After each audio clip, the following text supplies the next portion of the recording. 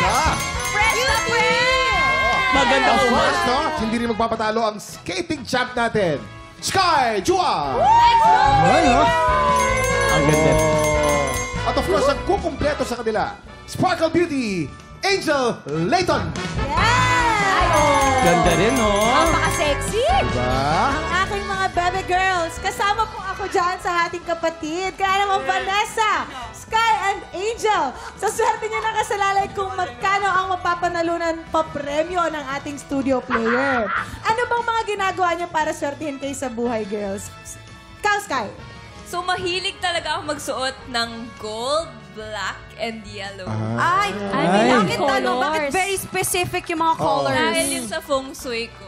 Ay, Nagpapafeng shui kami. Pero guys, ano ba Yes. napapansin ko talaga? Pag maganda ang guest natin, naka-extreme close-up si Ang Direk. lapit ng ano, Pero pag kipipita, parang palaging medium shot, palagi ako ang long shot. no? Alam mo, pansit ko rin yung Kuya Kim. Ayan o. O, ayan o. Ayan o. Zoom in na, zoom in! Ay, lumalayo. Lumalayo. Ay, lumalayo. O, si ano naman? Si Angel. Bukod sa family ko, ang papaswerte ko talaga ay yung mindset ko. Grabe oh. Extreme Kasi close-up. pag positive ka at determinado, darating yung swerte sa'yo. Ang lap. Diba? Halos paputol na yung noo sa extreme close-up. Pero pag si Jason, Patingin nga pa, direct. Jason. Ayan, Oh, yan o. Ayan, oh. Ayan, oh. Ay, lumalaban! Consistent yung blurry. Ang sakit! Lord, ang labo. Migrado ba yung camera? Migrado? Vanessa, ikaw naman.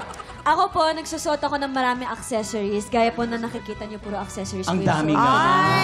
Yes.